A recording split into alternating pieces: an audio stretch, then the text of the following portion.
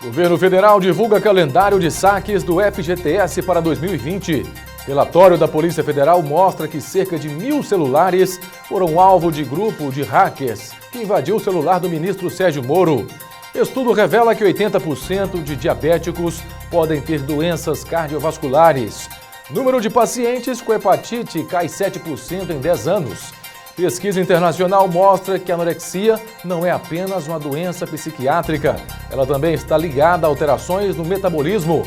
Na reportagem de hoje da série Paraíso das Quitandas, você vai conhecer o preparo da deliciosa queijadinha, doce típico da culinária de Paracatu. Dados revelam que os brasileiros estão trocando o plano de celular pré-pago pelo pós-pago. E ainda, como será que a população está lidando com a exposição exagerada nas redes sociais? Esses e outros assuntos agora no Minas Brasil Notícias.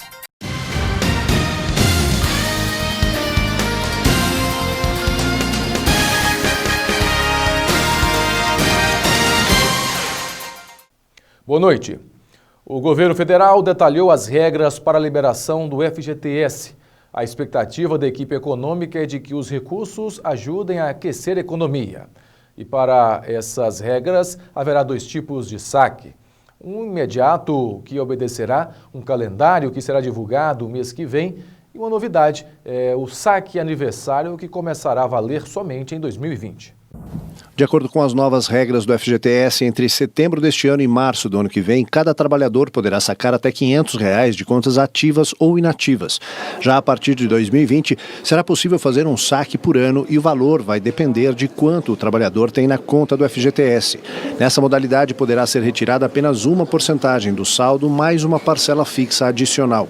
Quanto maior o valor do saldo, menor a porcentagem do saque e maior o da parcela fixa. Quem optar pelo saque anual não terá mais direito a liberar todo o saldo no caso de demissão sem justa causa. Receberá apenas a multa de 40% do FGTS.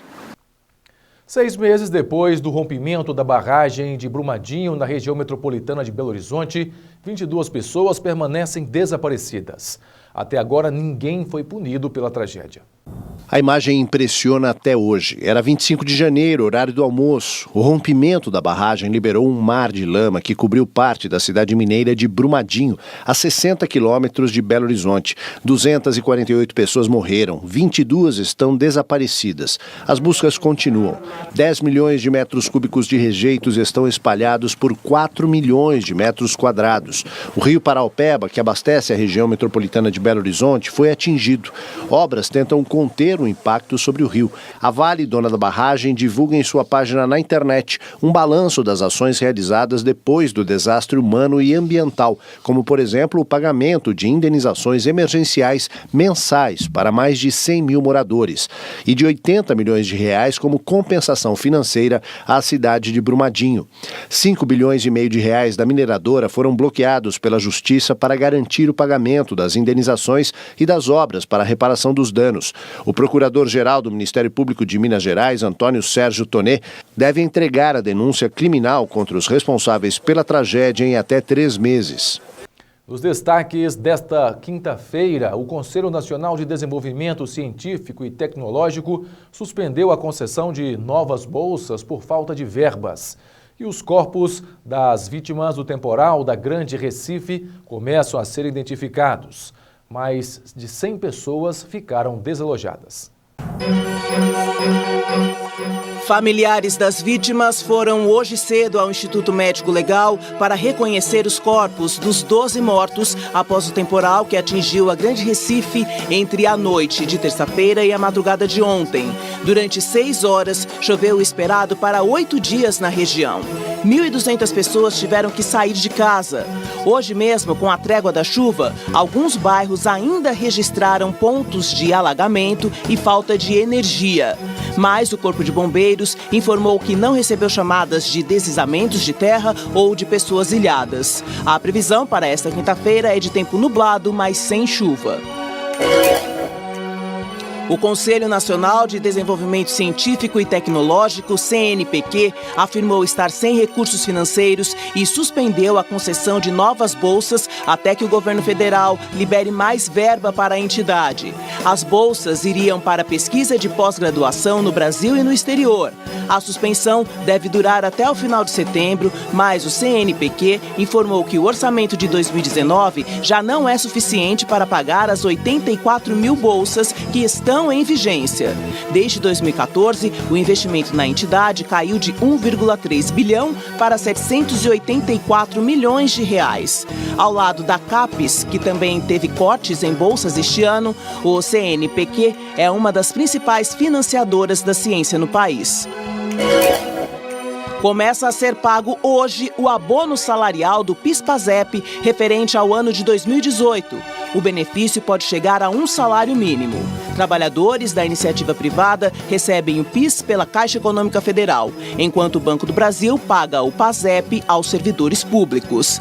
Quem nasceu entre julho e dezembro ou tem número de inscrição entre 0 e 4, no caso dos servidores, recebe o benefício ainda este ano. Os demais receberão no primeiro semestre de 2020. Tem direito ao abono salarial pessoas que ganharam em média até 2 salários mínimos mensais com carteira assinada e que trabalharam pelo menos 30 dias em 2018. E seguem presos em Brasília os acusados de invadir o celular do ministro da Justiça e Segurança Pública, Sérgio Moro. Os depoimentos ocorreram durante todo o dia de ontem. A Polícia Federal estima que cerca de 1.000 pessoas foram alvo dos supostos hackers.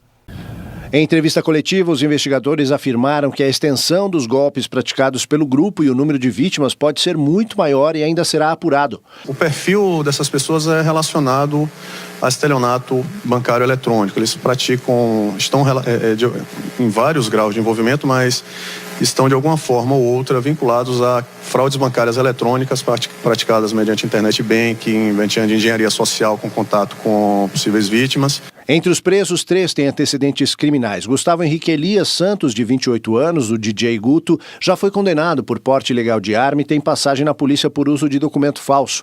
Danilo Cristiano Marques já teve condenação por roubo. Walter Delgatti Neto, apontado como líder do grupo, já foi condenado por tráfico, estelionato, falsificação e por usar o cartão de crédito de outra pessoa. Com ele foram encontrados R$100 mil em dinheiro. Já Gustavo Elias e a mulher dele, Suelen Priscila de Oliveira, movimentaram desde 2018 mais de R$600 mil em uma conta bancária, embora apresentem renda mensal de menos de R$3 mil cada um. O advogado do casal disse que Gustavo não fez interceptações, mas viu no computador do amigo Walter Delgatti Neto, que ele chama de vermelho, mensagens capturadas do ministro Sérgio Moro.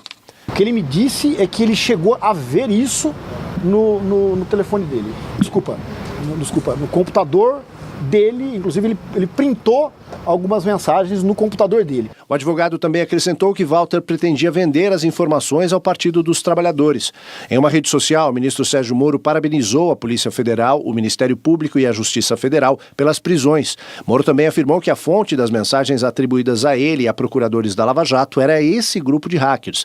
O ministro escreveu: pessoas com antecedentes criminais e envolvidas em várias espécies de crimes. Elas, a fonte de confiança daqueles que divulgaram as supostas mensagens obtidas por crime. Em nota, o PT chama a investigação de farsa e armação contra o partido. Diz que quem tem que se explicar é o ex-juiz Sérgio Moro pelas informações contidas nos vazamentos e que vai tomar as medidas judiciais cabíveis. O site jornalístico Intercept Brasil afirmou que vê com preocupação, abre aspas, as conclusões precipitadas do ministro Sérgio Moro sobre uma investigação que sequer teve seu inquérito concluído. O site também diz esperar que a Polícia Federal, comandada por Sérgio Moro, tenha autonomia para conduzir uma investigação isenta. E o ministro da Justiça, Sérgio Moro, afirmou nesta quinta-feira em uma rede social que o Ministério da Justiça e a Polícia Federal vão identificar e comunicar a centenas de pessoas de invasões de celulares dos supostos hackers que foram presos nesta semana em São Paulo. Segundo o titular da Justiça, haverá notificação para as vítimas de hackeamento, sejam elas autoridades ou não. E o presidente Jair Bolsonaro falou sobre o caso durante solenidade em Manaus, capital do Amazonas, na manhã de hoje. Eu achar que o meu telefone, desde antes das eleições, não estava sendo monitorado por alguém, seria muita infantilidade. não apenas por ser capitão do Exército, conhecedor da questão da inteligência, sempre tomei cuidado nas informações estratégicas. Essas não são passadas via telefone, então não estou nem um pouco preocupado se porventura algo vazar aqui do meu telefone aqui. Não vou encontrar nada que comprometa, por exemplo, o que estamos tratando com outros chefes de Estado, o tocante à Venezuela, as questões estratégicas para o Brasil. Isso é conversado pessoalmente em nosso gabinete. E o presidente do Supremo Tribunal Federal, o ministro Dias Toffoli, determinou que a Petrobras abasteça de combustível 2 navios iranianos que estão atracados no porto de Paranaguá. Os cargueiros chegaram ao Brasil no início de junho, trazendo ureia, produto utilizado como fertilizante, e voltariam ao Irã carregados com milho. Sem combustível suficiente para a volta, a principal fornecedora do porto, a Transpetro, se recusou a abastecer as embarcações por causa das sanções impostas pelos Estados Unidos ao país do Oriente Médio. O transporte de alimentos e remédios não faz parte da sanção. Mesmo assim, a subsidiária da Petrobras temia sofrer consequências. Na decisão, Toffoli atendeu a recursos das instâncias inferiores e argumentou que a empresa que contratou os navios não está na lista de sancionadas pelos Estados Unidos. Além disso, que a decisão judicial evitaria sanções norte-americanas e o não abastecimento poderia comprometer a balança comercial brasileira. O Irã é um parceiro comercial importante do Brasil e maior importador de milho do país, com 2,5 milhões de toneladas só neste ano. Na Inglaterra, o novo primeiro-ministro faz o primeiro discurso ao parlamento e garante a saída britânica da Comunidade Europeia, de qualquer jeito. Estamos comprometidos em sair da União Europeia em 31 de outubro ou até mesmo mais cedo, sem si nem mas. Foi o que afirmou o novo primeiro-ministro e novo líder do Partido Conservador britânico, Boris Johnson, na primeira reunião com o governo que o escolheu para suceder Theresa May. A posse de Johnson foi marcada por protestos da oposição e de manifestantes que carregavam cartazes contra as políticas do novo líder britânico. Hoje, Johnson ocupou oficialmente a residência número 10 da Downing Street e fez um discurso aos deputados na Câmara dos Comuns, garantindo os direitos dos cidadãos europeus em solo britânico e chamou a União Europeia a negociar um novo acordo com o Reino Unido. Ricardo Rossello, o agora ex-governador de Porto Rico, anunciou sua renúncia ao cargo após um vazamento de mensagens ofensivas contra mulheres e homossexuais que provocaram 2 semanas de protestos na Ilha do Caribe. Jovens porto-riquenhos celebraram a renúncia dançando nas ruas da cidade velha de San Juan e com um panelaço de comemoração. No México, o vulcão Popocatépetl entrou novamente em erupção, lançando uma coluna de fumaça e cinzas com mais de 1.000 metros acima da cratera, pouco após as 8 horas da manhã no México. O vulcão tem mais de 5.000 metros de altura e é um dos mais ativos do país. Há um mês, outra explosão levou cinzas e fumaça a mais de 1.500 metros de altura. As autoridades emitiram alertas para que a população se afaste do vulcão, pois há risco de queda de pedras, além das cinzas e da fumaça tóxica. E o Vaticano anunciou que uma brasileira será a nova vice-porta-voz do Papa Francisco. O Papa Francisco escolheu a jornalista brasileira Christiane Murray como nova vice-diretora da Sala de Imprensa da Santa Sé, completando a equipe que vai coordenar a comunicação no Vaticano.